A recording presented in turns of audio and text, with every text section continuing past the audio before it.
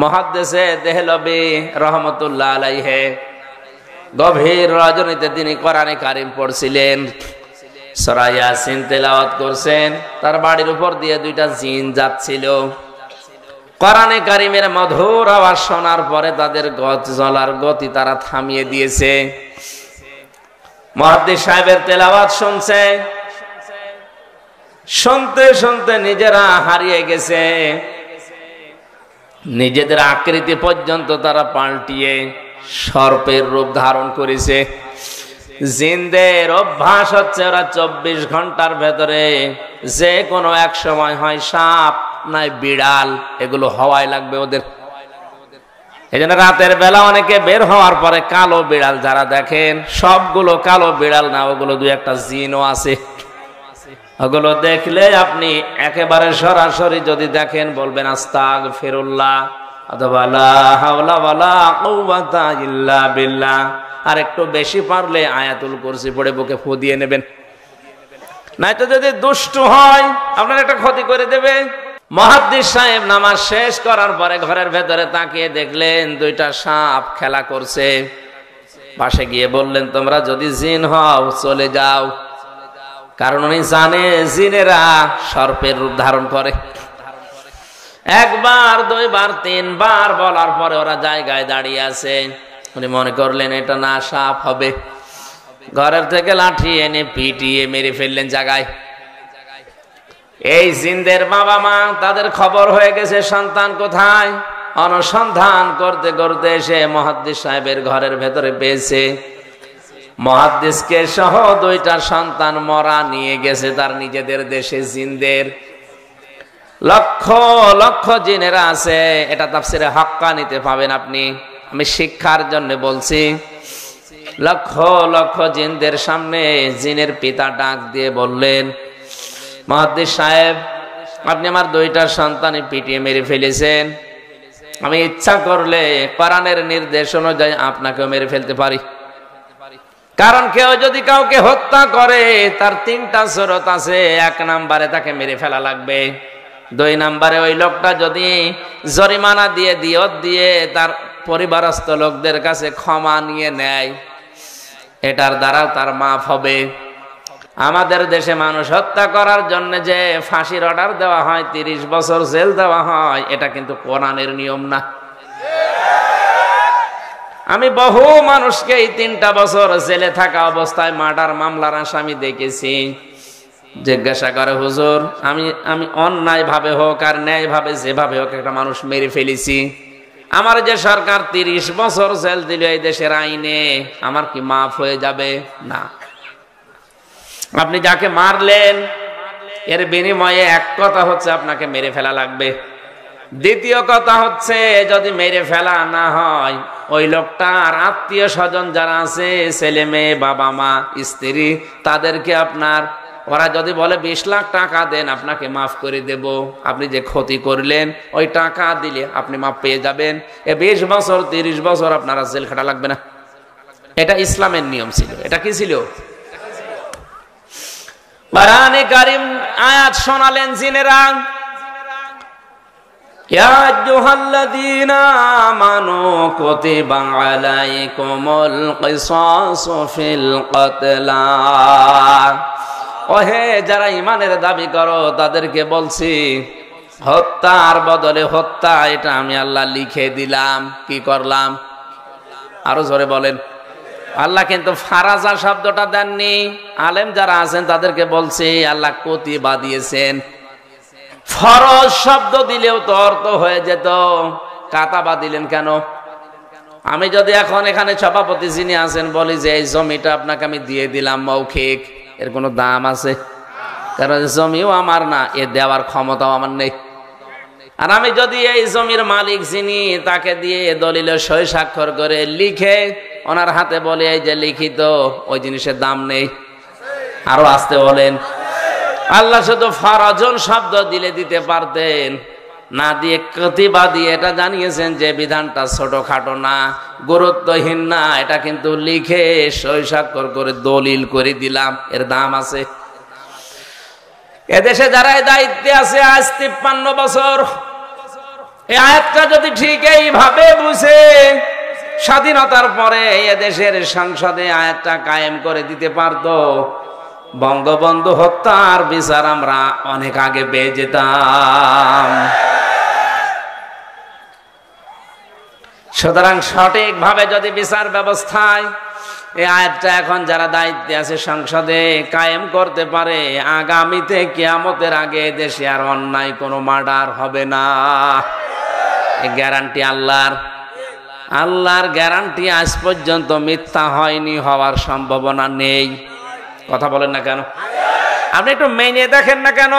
ফামান তাবিআ হুদায়া ফালা খাউফুন আলাইহিম ওয়ালা হুম ইয়াহজানুন। আল্লাহ পাক বলেন যে হেদায়েত পাঠিয়েছি, এটা যদি অনুকরণ করে চলতে পারো, আমি গ্যারান্টি দিলাম কোনো ভয় নেই, কোনো চিন্তা নেই। যে সমস্ত ভয়গুলো মানুষ আজ করে, যে রাস্তায় গেলে আমরা অনেকেই খুন হয়ে যায়, বাড়িতে থাকলে অনেকে গুম হয়ে যায়, এই ভয়টা কোরআন গ্যারান্টি দিচ্ছে যে থাকবে না। আর কোরআন যদি না থাকে, ও ভয় দিন দিন আরো বাড়বে।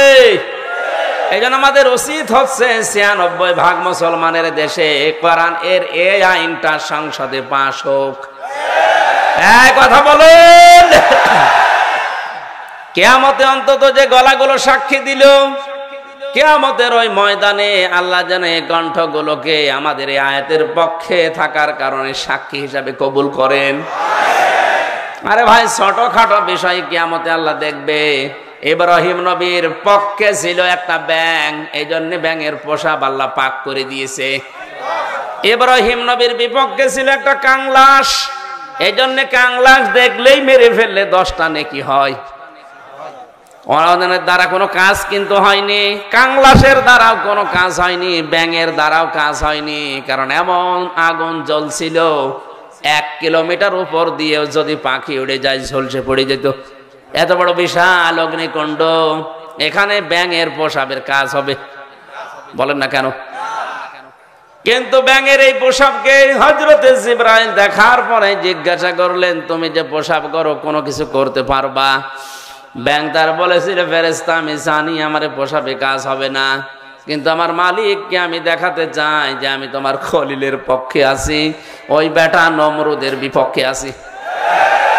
আল্লাহ এত বেশি পছন্দ করলেন কথাটা, ওই দিন থেকে কিয়ামত পর্যন্ত যত ব্যাঙ আসবে সব ব্যাঙের পোশাককে আল্লাহ পাক বলেই ঘোষণা করে দিয়েছেন।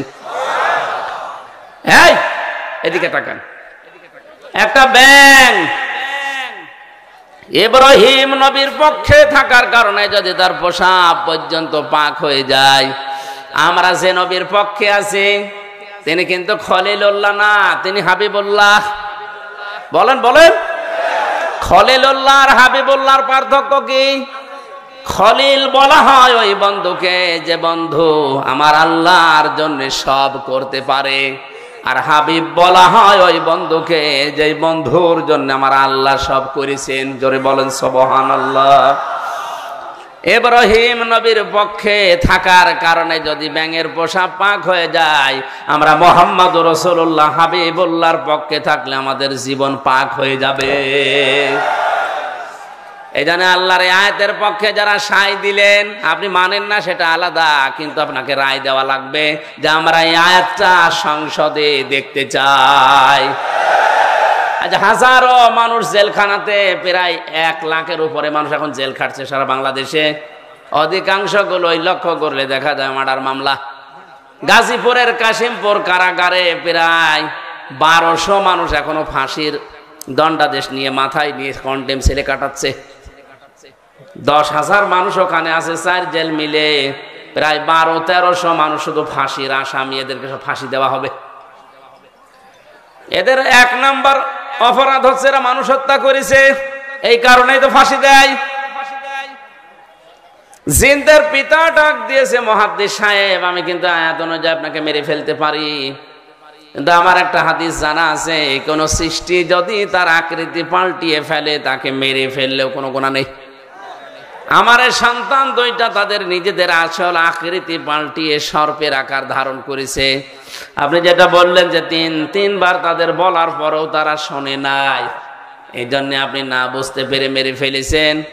আমি আপনার কোনো দোষ দিতে চাই না, তবে একটা কথা, যে কোরআন শুনতে গিয়ে জীবন গেছে, স্থান ত্যাগ করে নাই, আপনার এই মধুর কণ্ঠ দিয়ে আমাদেরকে ওই কোরআন থেকে একটা কিছু শুনিয়ে বিদায় করেন।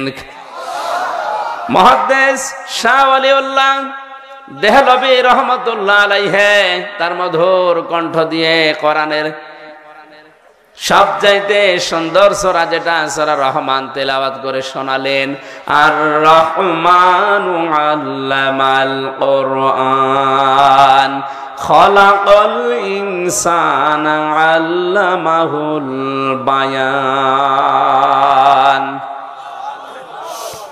হাজার হাজার জিনের অজ্ঞান হয়ে গেছে, হুশ যাদের ছিল তারা সঙ্গে সঙ্গে বলে উঠেছে, কুলু উহিয়া ইলাইয়া আন্নাহু ইসতামা'a নাফারুম মিনাল জিন্নি ফাকালু ইন্না সামি'না কুরআনান আজাবা।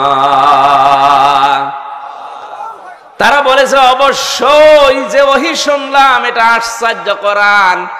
শব্দের দিকে খেয়াল করেন, ইয়াহদি ইলার রুশদি ফাআমান্না বি, ইয়াহদি ইলার রুশদি ফাআমান্না বি। যে কয় মিনিটে আমরা কোরআন শুনেছি, এ কোরআন আমাদেরকে হেদায়েতের পথ বলে দিয়েছে। আপনি মনে হয় বুঝতে পারেননি, জেনেরা কোরআন শুনেছিল কয়দিন? মাত্র কয়েক মিনিট। কয়েক মিনিট লাগে সূরা রহমান পড়তে। এই কয়েক মিনিট শোনার পরে তাদের সিদ্ধান্তের দিকে তাকান, ইয়াহদি ইলার রুশদি ফাআমান্না বি। এই কোরআন আমাদেরকে হেদায়েতের পথ বলে দিয়েছে। আনলাম ওয়ালান নুশরিকা বিরাব্বিনা আহাদা। জীবন চলে গেলেও কোনোদিন আল্লাহর সাথে আমরা শরীক করব না। এখানে আলেম নেই, এই যে আলেম বসে আছে দুইটা, জিজ্ঞাসা করেন মোজারের আগে লান আসলে অর্থ হয় কখনোই না। আমার শিক্ষা দেওয়ার বিষয়, জিনেরা মাত্র কয়েক মিনিট কোরআন শুনে যদি এত বড় বড় সিদ্ধান্ত নিতে পারে যে আমরা সব পথ ভুলে গেছি, আমরা হেদায়েতের পথ পেয়ে গেছি, আমরা ঈমান এনেছি, কোনো দিন জীবন চলে গেলেও আল্লাহর সাথে শরীক করব না। আর আমরা সেই জন্মের পর থেকে কোরআন শুনে আসছি, আমাদের কি এখনো শিরিক বন্ধ হয়েছে? আসতে বলেন, আমরা ঈমান আনতে পেরেছি না।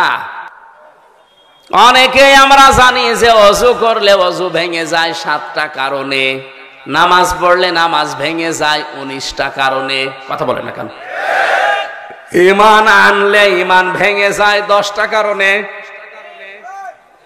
এখানে যত মানুষ বসে আছে, শুধু বিজ্ঞ আলেম গুলো বাদ দিয়ে যদি জিজ্ঞাসা করা হয়, ভালো ভালো মুসল্লি পর্যন্ত বলতে পারবে না যে ঈমান ভাঙার যে 10টা কারণ।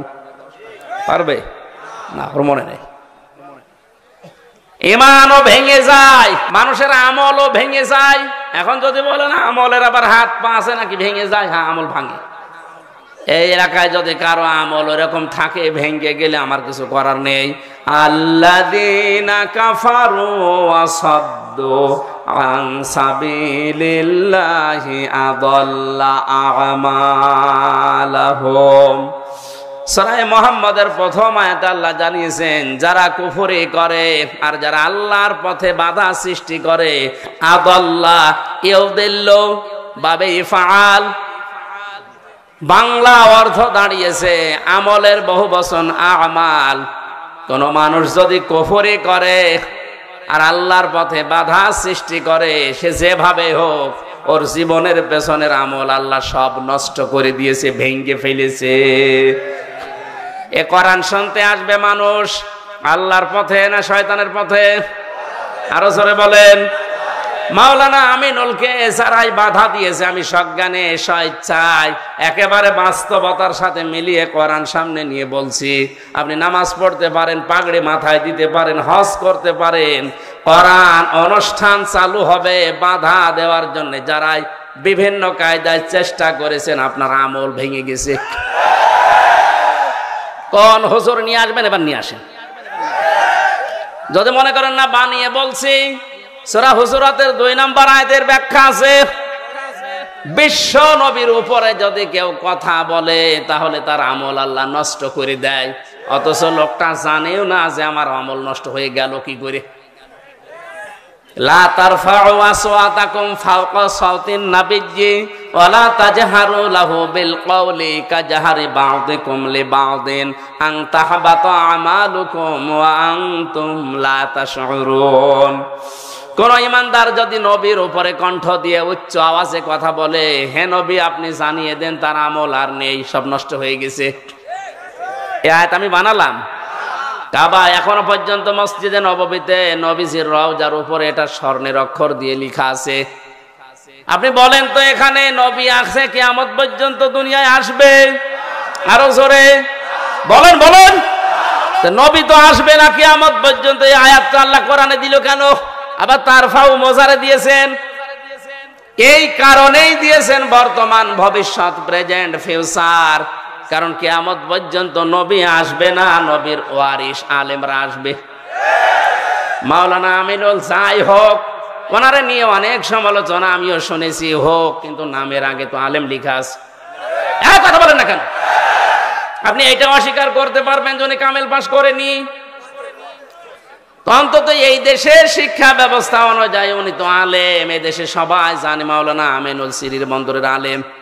আপনি যাই করেন না কেন, উনি তো আর গানের অনুষ্ঠান দেয়নি যে আপনি বন্ধ করে দেবেন। কোরআন শোনার যে ব্যবস্থা করার জন্য চেষ্টা চালিয়েছিল, এমনি এমনি চোখ দিয়ে ওর পানি বের হয়নি। একটা মানুষ কতটা দুঃখ পেলে 15 দিন ঘুমাতে পারেনি, আপনাদেরকে কোরআনে কারিম শোনাবে এই জন্যে। সুতরাং কোরআন শুনতে যারা বাধা সৃষ্টি করেছেন, সে যেভাবেই হোক না কেন আপনার আমল কিন্তু ভেঙে গেছে।